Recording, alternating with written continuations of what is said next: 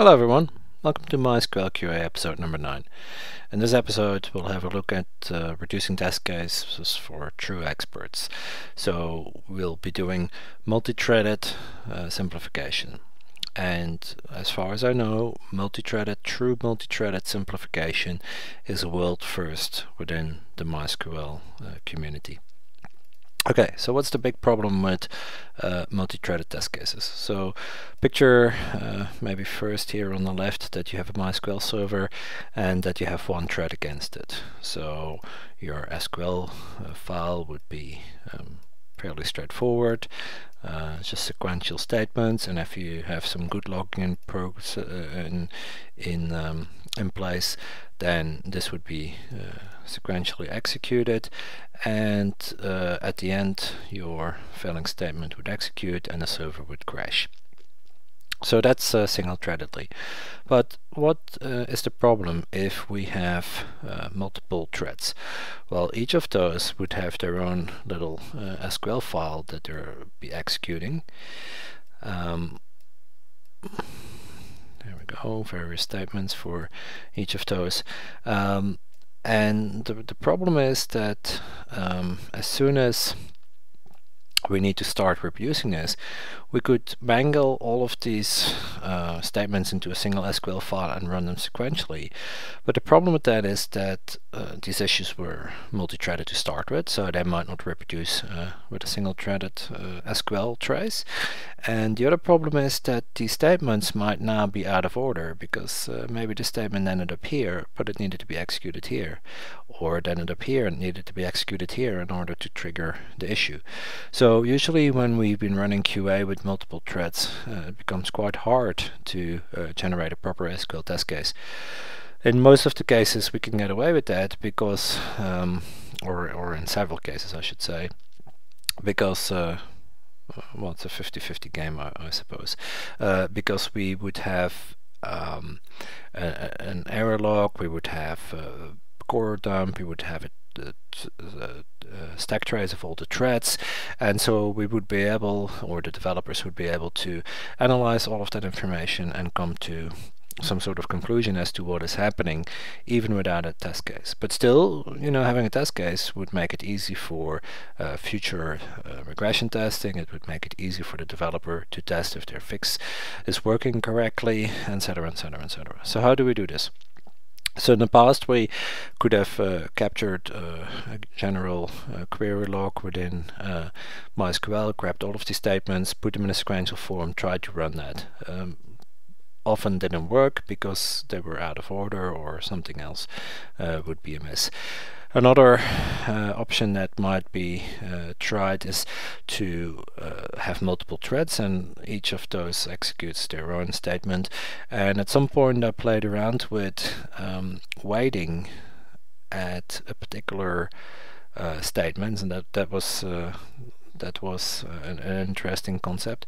So each statement would wait until a certain statement had executed, and then execute the next statement. But you know, it still wasn't perfect. It you know, it was very complex to set up, and in the end, more or less, this idea faded away too. So how do we do it now, today? How did we manage to solve this problem? So we still grab one log with all of the statements that have been executed. And remember, if you're using pquery, that's a random amount of statements there, but they are logged sequentially. And so what we do is we start MySQL server, and we start multiple clients, and with those multiple clients, each of those is going to replay random statements from this file. And you would say, oh, you know, that is never going to work because, you know, you have X amount of lines within your query log, and you have X amount of clients, but you know, random numbers, you know, that's not going to work out at all. In fact, it does work out, and reasonably so. First of all, there's a few things to remember. You only need about 2 to 5 lines of SQL in most test cases to trigger a bug. So if you have X amount of clients triggering X amount of lines, you only need to have a certain combination before sooner or later you're going to hit the bug, which is great. The other thing is that, let's say that this is 30,000 lines or something like that, and you've chunked out, let's say that this is not required, you've chunked out maybe 10,000 lines or something like that. Now you've got 20,000 lines left. We only need to produce a few lines of SQL in a certain fashion. Okay, great, that reproduced. So a little bit later we randomly throw out this chunk, and that issue reproduced too. Okay, great. So you can see how the reduction can still be working. Now, when we have all these statements and they're being executed against a client, they don't need to be relogged. All we need to do is take the original SQL file, throw out a chunk, like Reducer is very good in doing, take the remaining chunk and randomly execute it in a set number of clients against the server. Sooner or later we hit our bug. And so we end up with not a sequential SQL file, but with 2 to 5 lines of SQL eventually, of statements that just have to be executed randomly against a number of clients and against the server. And I have to thank my colleague, well, he's not a direct colleague at Percona, but he used to be a colleague for me in Oracle, and he still works there at the moment, Shane Bester. His test cases on various bug reports are what got me to think about, I suppose pQuery to start with, and it also got me to think about how to execute this these test cases, I suppose, because when we have a high-end tool like pQuery, which is written in C++ 11,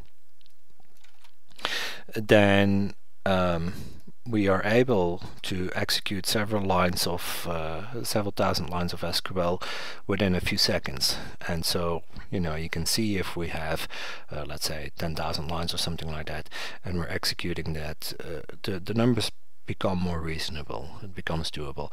So what are some of the results that you could expect? Well, if you have a reasonably small SQL test case, and remember we're using here pQuery to generate our original scenarios and original test cases, so we're only going to run this for 15 seconds with multi-threaded setup, and we might have 10, 15, 20, 25,000 lines of SQL per test case, and then we execute this through Reducer, through multi-threaded, and so let's say anywhere from 1 to 3 days it might take for a particular issue to be reduced.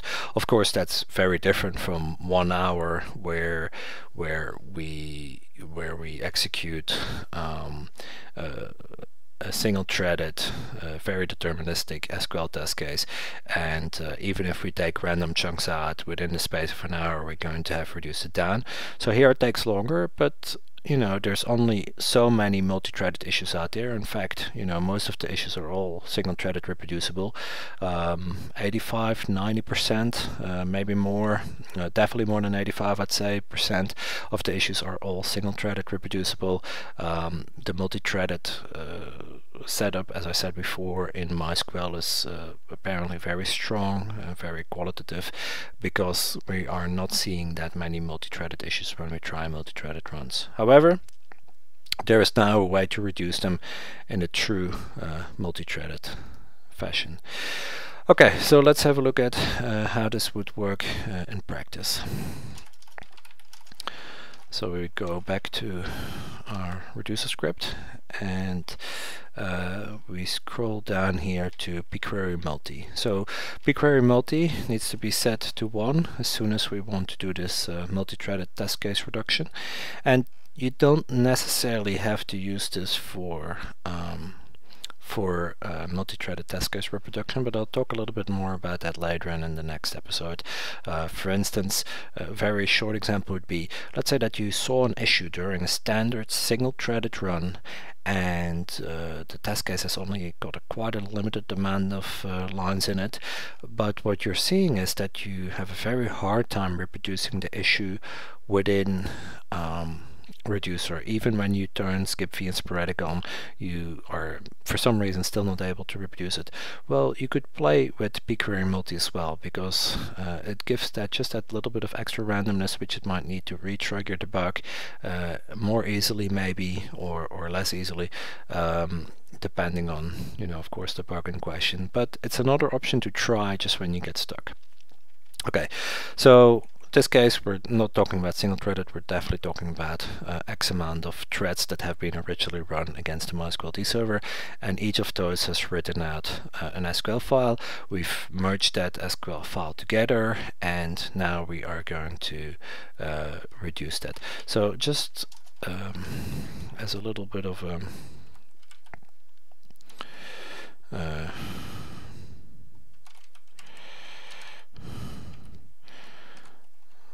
just a little bit of a look how this looks. So we have the pquery thread 0 SQL file, and from the outset I requested that that we would have thread 0, thread 1, thread 2. So thanks to Alexi, my colleague Alexi Bico, who developed the core of pquery when I originally gave him the ID, and I said we should try and get the query, the SQL per thread. And the reason why is because from experience I know that it's true that many issues that we would see in multi-threaded runs are single-thread reproducible, and so if you have already the segregation per thread, well, then it's going to be fairly easy to just run each of those through a client and just see which one crashes and then simplify that one. Okay, so but you know, you could have multiple threads, and then we end up with multiple threads, and we merge that into a single SQL file, and that is the file that we would use as input to reducer. So we set this to 1, we set our mode, so for instance, for example 3, we're looking for a specific text in the error log, and we set the bug that we're looking for in a text string, and then there's a few more options that we could have a look at. So you remember from the previous episode what multi-thread does. It's basically the setting that is the initial number of threads for the verify stage, as well as the initial amount of threads for when you use skip v and sporadic. And there is a similar option here. So this multi-threads doesn't get used when we use pquery multi. Instead it uses pquery multi-threads. So this and this is exactly the same, but we don't want to start 10 threads with 30 clients each. We want to start 3 threads with 30 clients each. So please see the difference. This is the number of simplification threads, so that means X amount of MySQL QA servers with one pquery running, and each pquery client will have X amount of threads, and the amount of threads is defined here. So again, this is similar, and this option of course doesn't exist here, because normally when pquery multi is turned off, we would just have one client thread each. So this is the number of threads referred to here. Then we have pquery multi-queries, and this is basically telling pquery with the dash queries option how many queries we would like to run per connection. So you want to set this fairly high, just so that, you know, the randomness will keep going until it hits a particular issue. Okay, then we have here the pquery reverse no shuffle option. So no shuffle is an option that can be passed to pquery, and what no shuffle does is it, instead of randomly grabbing SQL statements from the input file, it just starts at the top and ends at the bottom. So in other words, it makes it sequential. And the no shuffle option is of course used for single threaded when this is set to 0, because we want to not run randomly, but we want to run sequentially. So in disk is here, it is 0, which means that okay, and this is slightly tricky to understand. If pQuery multi is turned off, then normally we would want the no shuffle option to be in place, and that's what it's saying here, right? So if pQuery multi is turned off and this is turned off, then we have the default, and the default is do not use shuffling for a standard pQuery replay. And if you set this to 1, then it would shuffle this even while pQuery multi is still off. Now reverse the situation, we turn pQuery multi is 1, then of course by default we would want the shuffle to be used because we're randomly replaying the SQL, and we can reverse it, and that's where the reverse flag comes in, to replay it non-randomly. So even though it's maybe slightly complex to understand, it gives a whole lot of firepower, so to speak. So picture two situations. In the first one we have pQuery multi is 0, so in other words we're running single thread. Oops, excuse me.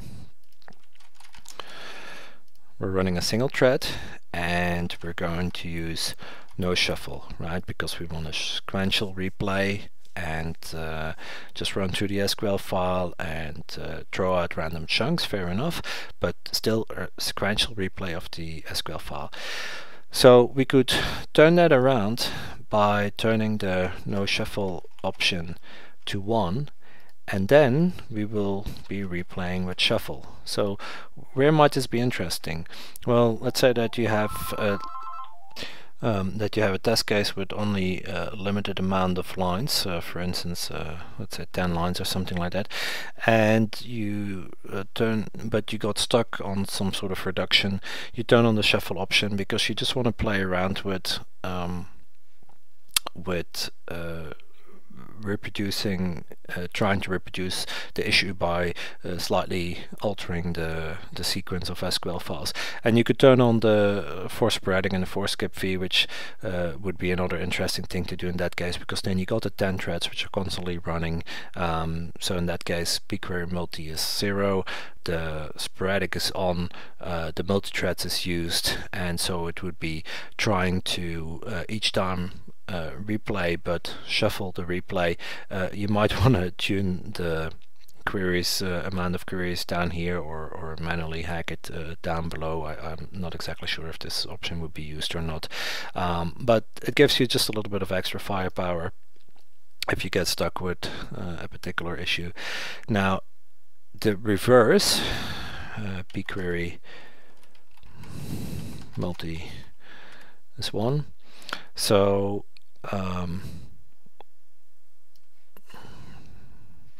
in this case we would be looking at multi-threaded simplification, so one MySQL server with multiple clients, or maybe a few MySQL server and multiple clients. And so now if we have this option no shuffle set to 0, then of course we would want to use shuffle, because we're going to be random replaying the SQL against this many servers using this many clients and try and reproduce the issue. If we turn, in this case, no shuffle on, then it's going to be running this with no shuffle, in other words sequential, which might be interesting too, especially if your full SQL trace triggers the issue, but still there is some client interaction happening there. I hope you can see that, because now we're having 30 threads, and so you know it might or it might not help. It's a little bit of playing around. In any case, if you just use the defaults, so in other words 0, pQuery multi on, a good number of client threads, a number of servers, maybe you could slightly bump up this number on a high-end server, then you will have true multi-threaded test case simplification. Okay, so we had a look into pQuery multi. We checked out pQuery multi-threads and pQuery multi-client threads. Multi-queries, we want to just set that high enough to make sure that we don't run out of queries for pQuery. And we looked into the reverse flag that has a different working depending on whether pQuery multi is activated or not. So do a multi-threaded run with the pQuery run. It has the ability to turn on multiple threads. Just scrolling down here. So you could turn this on to be a multi-threaded run, and you want to say the number of test case lines per test case, and just read the disclaimer here. It explains quite clearly what it does. And you want to set a number of threads. You can see that for the moment this matches what we said in Reducer. It doesn't necessarily have to be. Usually there's only 1 or 2 clients that are, well, with the multi-threaded runs there would be at least 2 clients that are required to trigger an issue if it's a true multi-threaded issue, and etc., etc. So you can do a run like that and try and reduce it using the reducer program. I also believe, but I'm not 100% sure, that pQuery Prep Reducer is aware of multi-threaded runs. I think I upgraded it to that. Yes, here. Multi-threaded trials were found. For multi-threaded trials, now the total SQL file containing all executed queries as randomly generated is used. So yes, it does cover that already. And just go ahead and have a look through this text, read a little bit more. I've really tried to add a lot of comments in the scripting and notes as I went along. So there's a lot of information in most of the scripts. It takes a little bit of reading, but once you've read it a few times, you'll understand more about it. And remember that you can also go here and check out all the options here in relation to multi-threaded, and so there's more opportunities to learn if you get stuck with something. I also hope you join me for the next episode, episode 10, in which we'll just have a look at how you can go about various issues as you get stuck in the simplification process. And don't get me wrong, most of the issues are very, very straightforward. You've seen a number of them by now. A very high percentage simply just, you know, run your pQuery run your pQuery Prep Reducer, run your results, pick one, run the pQuery clean. Now that we're towards the end of these episodes in connection with Reducer, I can show you how we can clean up this run. So you would have run pQuery run, then you would have run pQuery Prep Reducer, then you can run pQuery results, but before you run pQuery results you might want to run pQuery clean known. And as you can see, that looks at a particular text file, pQuery known bugs.strings, and there's got all the bugs that we've previously logged. You can see there's a lot of them, and it's gone through all of these and related the ones it known, and then we can use pQuery results. And in this case there's only one bug left, and just a few where it wasn't able to find a particular text string, but it might be that those do not even have a core file. No, so that was probably just at the end where the run was interrupted or something like that, or maybe something else went wrong. Okay, cool. So that's it for episode 9. Hope to see you in episode 10. God bless.